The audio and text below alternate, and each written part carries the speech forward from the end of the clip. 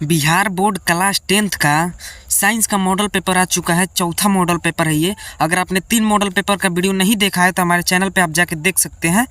तो ये चौथा मॉडल पेपर है जिसमें टोटल 40 क्वेश्चन है साइंस के। और ये देखिएगा कि आपने 40 में से कितना स्कोर किया है। ये सभी विषयों से, साइंस के सभी विषयों से क्वेश्चन है। तो चलिए क्वेश्चन को शुरू करते हैं। क्वेश्चन नंबर 1 है, विद्युत धारा की दिशा किससे निर्धारित होती है? ए ऑप्शन है इलेक्ट्रॉन की गति से, बी ऑप्शन है प्रोटॉन की गति से, सी ऑप्शन है न्यूट्रॉन की गति से, डी ऑप्शन है ऊष्मा के प्रवाह से। इसका सही आंसर हो जाएगा ए, यानी इलेक्ट्रॉन की गति से। 2 नंबर क्वेश्चन, दूसरा क्वेश्चन है, प्रकाश के संश्लेषण की प्रक्रिया में कौन सा गैस अवशोषित होता है? ए ऑप्शन है ऑक्सीजन, बी नाइट्रोजन, सी कार्बन डाइऑक्साइड और डी हाइड्रोजन। तो दूसरा का सही आंसर होगा सी, यानी कार्बन डाइऑक्साइड। देखिए, प्रकाश संश्लेषण होता है तो पौधे अपने पत्तियों के द्वारा, पत्तियों में छोटा छोटा छेद होता है जिसे रंध्र बोलते हैं या फिर स्टोमाटा बोला जाता है इंग्लिश में। उसी के द्वारा ये कार्बन डाइऑक्साइड को ग्रहण करते हैं और हमें ऑक्सीजन देते हैं। अगला क्वेश्चन है 3 नंबर, किसी उत्तल लेंस की फोकस दूरी 20 सेंटीमीटर है, इसकी शक्ति क्या होगी? ए ऑप्शन है +5 डायोमीटर, बी ऑप्शन है -5 डायोमीटर, सी ऑप्शन है 0.2 डायोमीटर, डी ऑप्शन है -0.2 डायोमीटर। तो 3 नंबर का सही आंसर हो जाएगा ए यानी +5 डायोमीटर। अगला क्वेश्चन है 4 नंबर, डीएनए की प्रकृति किस प्रक्रिया से होती है? ए ऑप्शन है आनुवंशिकता, बी ऑप्शन है संश्लेषण, सी ऑप्शन है प्राकृतिक और डी ऑप्शन है विभाजन। तो 4 नंबर का सही आंसर हो जाएगा सी यानी प्रकृति। इसको याद रखिएगा। अगला क्वेश्चन है 5 नंबर, विद्युत धारा के कारण चुंबकीय क्षेत्र की दिशा ज्ञात करने के लिए कौन सा नियम प्रयोग होता है? ए ऑप्शन है फ्लेमिंग का नियम, बी ऑप्शन है right hand thumb rule, C option है सोल का नियम और डी ऑप्शन है न्यूटन का नियम। तो 5 नंबर का सही आंसर हो जाएगा बी यानी राइट हैंड थंब रूल। ये आपने पढ़ा होगा, एकदम कन्फर्म है। क्वेश्चन नंबर 6 है, जल का कठोरता किस तत्व की उपस्थिति में होती है? ए ऑप्शन है Na+, बी ऑप्शन है K+, सी ऑप्शन है Ca+ और Mg2+ और डी ऑप्शन है Fe2+। तो 6 नंबर का सही आंसर हो जाएगा सी यानी Ca2+ और Mg2+।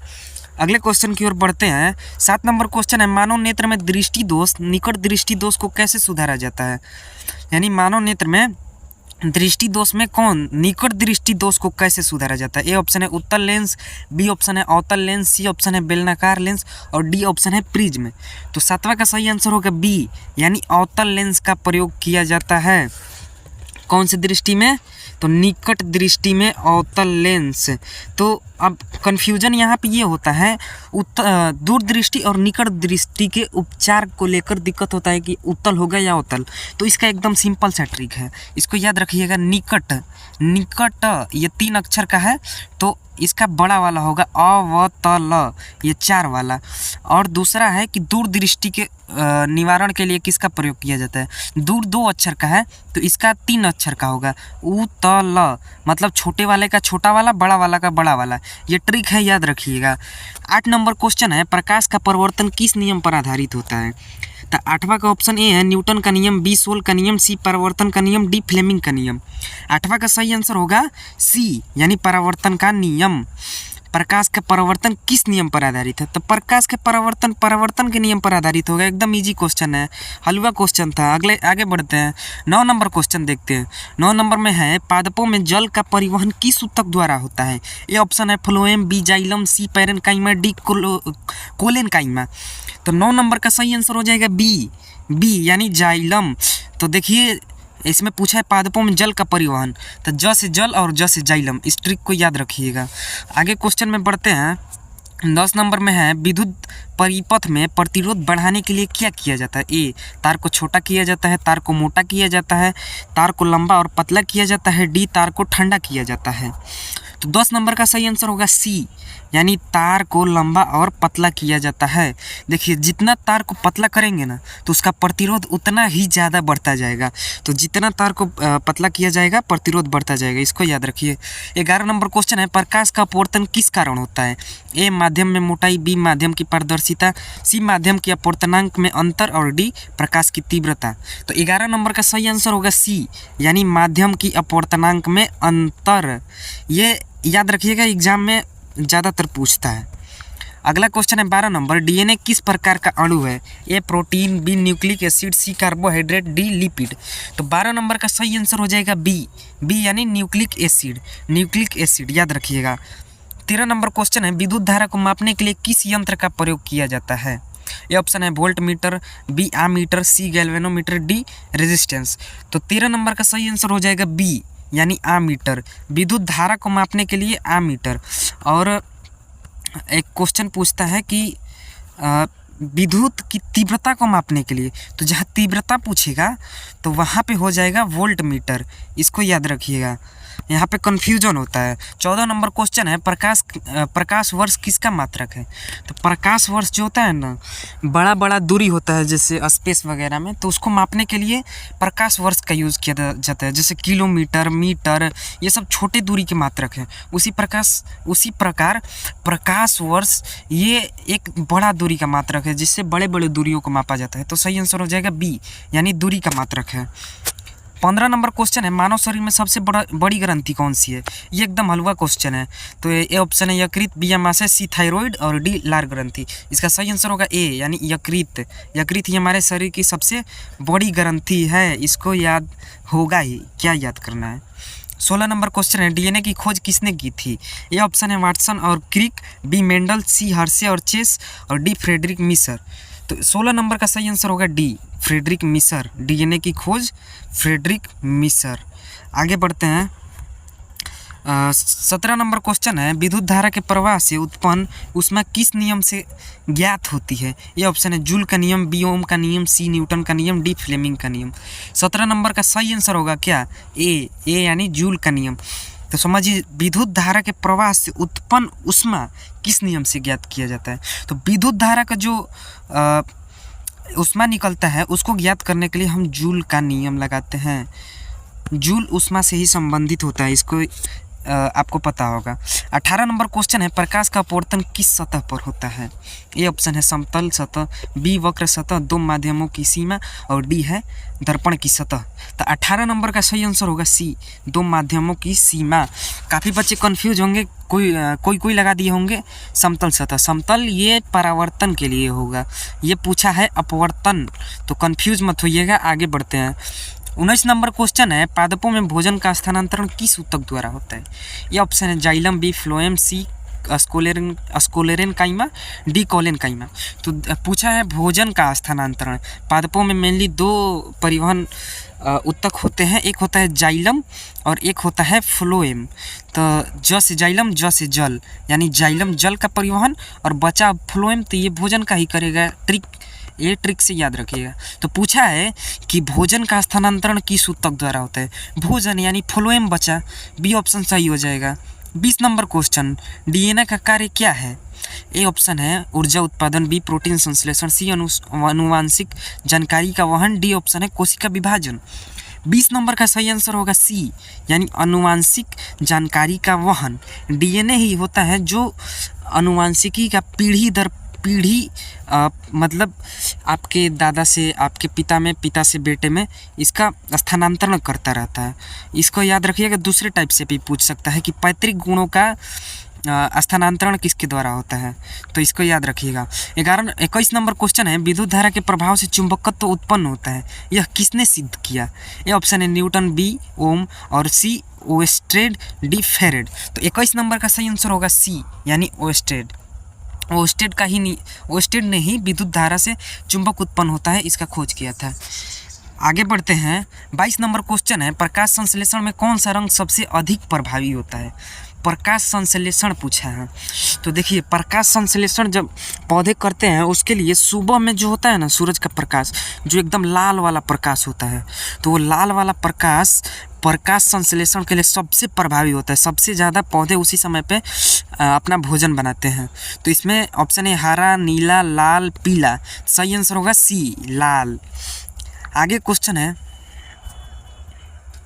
23 नंबर क्वेश्चन है, डीएनए की संरचना में कौन से 4 नाइट्रोजन बेस होते हैं? ए ऑप्शन है ABCD, बी ATGC, सी UTGC और डी है AUGC। तो 23 नंबर का सही आंसर होगा बी यानी ATGC। अगला क्वेश्चन है 24 नंबर, विद्युत परिपथ में वोल्टेज को मापने के लिए किस यंत्र का प्रयोग होता है? तो विद्युत परिपथ में वोल्टेज का नापने को पूछा है।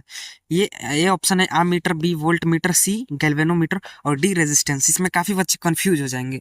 24 नंबर का सही आंसर होगा बी यानी वोल्ट मीटर। यहाँ पे पूछा है वोल्टेज नापने के लिए, तो यहाँ पे वोल्ट मीटर होगा। ऐसे अ, विद्युत का अगर तीव्रता भी पूछता तो यही होता वोल्ट मीटर। आगे बढ़ते हैं 25 नंबर, मानव शरीर में रक्त का संचार किस अंग द्वारा नियंत्रित होता है? तो ए ऑप्शन है फेफड़ा, बी यकृत, सी हृदय, डी वृक्क। ये एकदम हलवा क्वेश्चन है जी, इसका सबको आंसर पता ही होगा। इसका सी आंसर होगा सही यानी हृदय।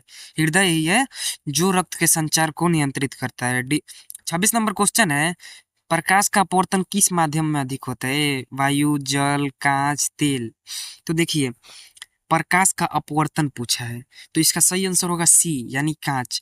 कांच जो होता है एकदम समतल रहता है, सबसे प्लेन रहता है। इसका अपवर्तन कांच मतलब ठोस होता है, तो इसमें ज्यादा अपवर्तन हो पाता है। अगला क्वेश्चन है 27 नंबर, डीएनए की दोहरी कुंडली संरचना में कौन सा बंध होता है? ए ऑप्शन है आयनी बंध, बी सह संयोजन बंध, सी हाइड्रोजन बंध और डी धात्विक बंध। 27 नंबर का सही आंसर होगा सी हाइड्रोजन बंध, याद रखिएगा। अगला क्वेश्चन है अगला क्वेश्चन 28 नंबर है, विद्युत धारा के प्रवाह से उत्पन्न ऊष्मा किस पर निर्भर करता है? ए ऑप्शन है प्रतिरोध, बी धारा, सी समय और डी उपरोक्त सभी।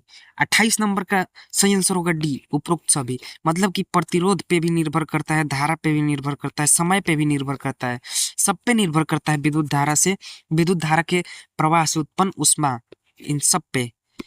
अगला क्वेश्चन है 29 नंबर, पादपों में जड़ किस कार्य के लिए होता है? ए ऑप्शन है प्रकाश संश्लेषण, बी जल और खनिजों का अवशोषण, सी भोजन का निर्माण, डी वाष्पोत्सर्जन। 29 नंबर का सही आंसर होगा बी यानी जल और खनिजों का अवशोषण। पादपों में जड़ जड़ क्या करता है? जड़ सबसे नीचे होता है, तो जब हम पौधों में पानी डालते हैं या फिर ये जो पानी अवशोषित करता है, ये अपने जड़ से ही खनिज लवण पानी को सब अवशोषित करता है। ये तो आप अंदाजे से भी बता सकते हैं कॉमन सेंस लगा के। अगला क्वेश्चन है 30 नंबर, प्रकाश का परावर्तन किस सतह पर होता है अधिक होता है? पहला खुरदरी सतह, बी चमकदार सतह, सी काली सतह और डी पारदर्शी सतह। तो आप बताइए इसका क्या होगा, क्योंकि एकदम इजी हलवा क्वेश्चन है ये। प्रकाश का परावर्तन किस सतह पर होता है? अरे परावर्तन पूछा है मतलब एकदम जो चमकदार सतह होगा उस पे ज्यादा प्रकाश का परिवर्तन होगा। बी ऑप्शन इसका सही आंसर हो जाएगा। अगला क्वेश्चन 31 नंबर, डीएनए किस कोशिकीय अंग में पाया जाता है? ये ऑप्शन है साइटोप्लाज्म, बी न्यूक्लियस और सी माइटोकॉन्ड्रिया, डी राइबोसोम। 31 नंबर का सही आंसर होगा बी न्यूक्लियस। डीएनए जो होता है वो ये कोशिका हो गया, इसके अंदर बीच में होता है न्यूक्लियस। अब न्यूक्लियस के अंदर होता है डीएनए, ऐसे छोटा छोटा डीएनए होगा। आगे क्वेश्चन की ओर बढ़ते हैं। 32 नंबर है, विद्युत धारा के लिए कौन सा पदार्थ कुचालक होता है? ये तांबा, अल्युमिनियम, प्लास्टिक, लोहा। ये तांबा में तो एकदम करंट धधका के जाता है, एल्युमिनियम में भी वही है, लोहा में उससे थोड़ा कम जाता है, लेकिन ये तीनों विद्युत का चालक, ये तीनों में विद्युत धारा के चालक हैं। ऑप्शन बचा अब ये सी प्लास्टिक ही ऐसा है जिसमें विद्युत धारा का प्रवाह नहीं होता है। ऑप्शन सी सही हो जाएगा। 33 नंबर क्वेश्चन है, प्रकाश संश्लेषण में कौन सा अंग मुख्य रूप से कार्य करता है? ये ऑप्शन है तना, बी पत्ती, सी मूल और डी फूल। तो 33 नंबर का सही आंसर हो जाएगा बी यानी पत्ती ही प्रकाश संश्लेषण का काम करता है। यही है जो प्रकाश को अवशोषित कर उससे खाना बनाता है। आगे क्वेश्चन है 34 नंबर, डीएनए की संरचना में शर्करा कौन सी होती है? ए ग्लूकोज, बी फ्रक्टोज, सी डीऑक्सिन राइबोजिन और डी माल्टोज। तो 34 नंबर का सही आंसर होगा सी यानी डीऑक्सिन राइबोज। आगे क्वेश्चन है 35 नंबर, विद्युत परिपथ में प्रतिरोध को किस यंत्र से मापा जाता है? ये ऑप्शन है वोल्ट मीटर, बी आमीटर और सी ओ मीटर, डी है गैल्वेनोमीटर। विद्युत परिपथ में प्रतिरोध मापने को पूछा है, तो 35 नंबर का सही आंसर हो जाएगा सी यानी ओम मीटर। एक होता है अमीटर, ये डिफरेंस याद रखिएगा। जब पूछेगा विद्युत धारा को किससे मापा जाता है तब होगा ये अमीटर, और पूछा है ये प्रतिरोध पूछ दिया है तो इसका आंसर होगा सी ओम मीटर। ये डिफरेंस याद रखिएगा।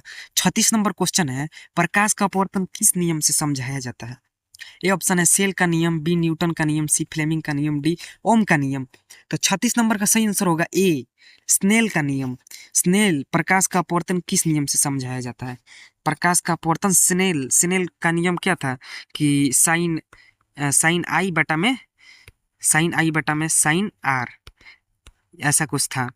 37 नंबर क्वेश्चन है डीएनए की दोहरी कुंडली संरचना में कौन से दो बेस जोड़े जाते हैं? ये क्वेश्चन रिपीट हो गया है, इसको आप कमेंट में आंसर बताइएगा। 37 नंबर का हम जो भी सही आंसर पहले देगा उसके कमेंट को पिन करेंगे। 38 नंबर क्वेश्चन है विद्युत धारा के कारण चुंबकीय क्षेत्र किस दिशा में होता है? ये ऑप्शन है धारा के समानांतर, बी धारा के लंबवत, सी धारा के विपरीत और डी धारा के चारों ओर। तो 38 नंबर का सही आंसर हो जाएगा डी धारा के चारों ओर। विद्युत धारा के कारण चुंबकीय क्षेत्र किस दिशा में होता है? तो विद्युत धारा के कारण जो चुंबकीय क्षेत्र उत्पन्न होता है इसके चारों ओर ऐसे ऐसे चुंबकीय क्षेत्र उत्पन्न होगा, इसको याद रखिए। 39 नंबर क्वेश्चन है पादपों में जल का परिवहन किस प्रक्रिया द्वारा होता है?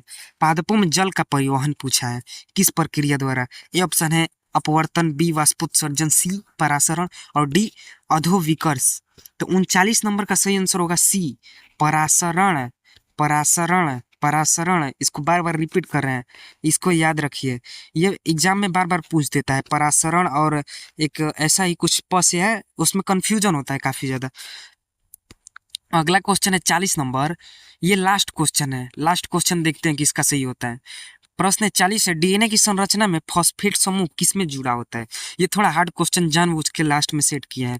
ए ऑप्शन है नाइट्रोजन बेस से, बी ऑप्शन है शर्करा से, सी ऑप्शन है प्रोटीन से और डी है लिपिड से। तो 40 नंबर का आप सोचिए सही आंसर क्या हो सकता है। अगर कमेंट कर दिए तो बता रहे हैं, इसका सही आंसर होगा बी यानी शर्करा से। तो सभी क्वेश्चन खत्म हो चुके हैं। अब बताइए कि आपने 40 में से कितना स्कोर किया है। अगर हमसे कोई क्वेश्चन गलत हुआ है, ये बात हम हर वीडियो में बोलते हैं कि उसको आप करेक्ट करके बताइए, हम आपके कमेंट को पिन एकदम पक्का करेंगे। अगर आपने कमेंट किया कि ये क्वेश्चन गलत है और रियल में वो गलत हुआ तो हम आपके कमेंट को पिन कर देंगे और उसे सही करके आप बताइएगा, ठीक है। आज के लिए काफ़ी धन्यवाद, थैंक यू।